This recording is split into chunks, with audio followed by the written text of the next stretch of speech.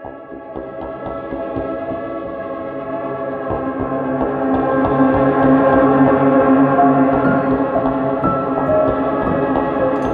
the name of the series?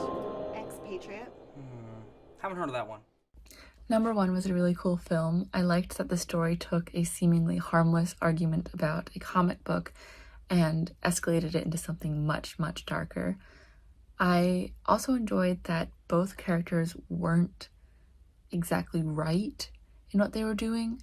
I liked that I could see both sides of the argument and I could empathize with both characters, although in the end there's obviously one who is a lot more in the wrong. I thought the imagery of the blood on the comic book in the end was really powerful, and just sort of a punch to the gut to end this film on. I really liked the playing around with the lighting as well and the cinematography in this film.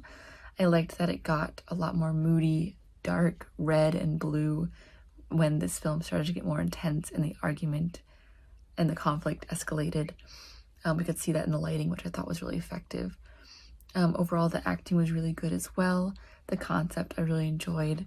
And also the contained aspect of this film, where we only really see two different settings, mostly set in the comic book store, but it didn't feel contained. It still felt like a big, it still felt very cinematic, even though it was contained, which I thought they did a really great job with that as well, using a lot of different spaces inside this one store to make it seem bigger, which I appreciated.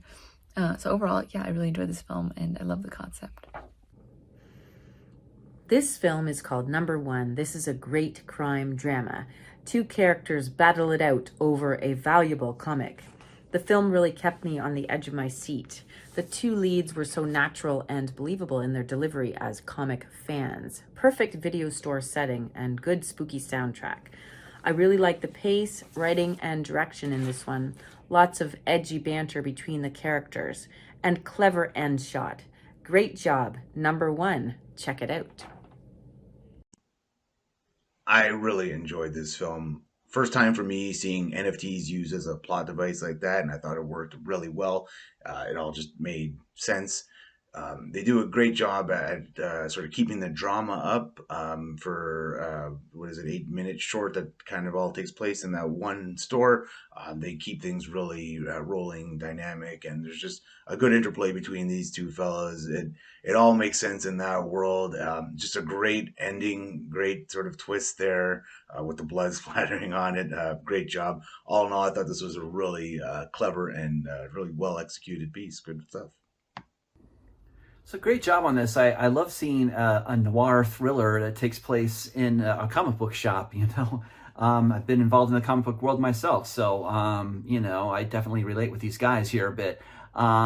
So, yeah, I know it's usually they're fighting over the Maltese Falcon and killing each other over that. But, you know, this Number One, which is, you know, it's basically like a Superman Number One we got here. It could, that's just as valuable as a Maltese Falcon. So, yeah, it's not totally surprising that people would be driven to murder over it. So yeah, it's a good idea, you know.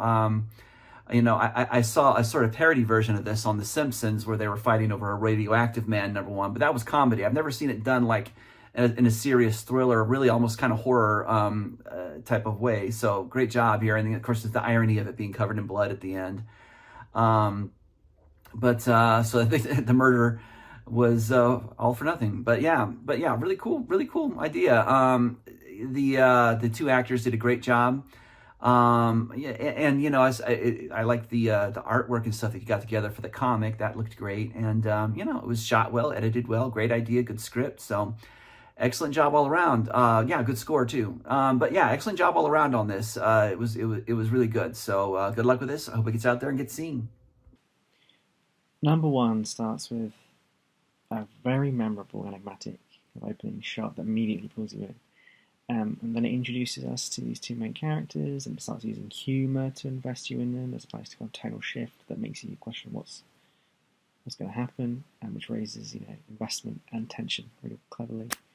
And then when it does start to turn into this kind of tense thrillery thing, the use of lighting, framing, music, all kind of builds really well to create that tension, but also it evoked kind of the way that like the Coen Brothers Bud Simple works, which I think is really, really impressive.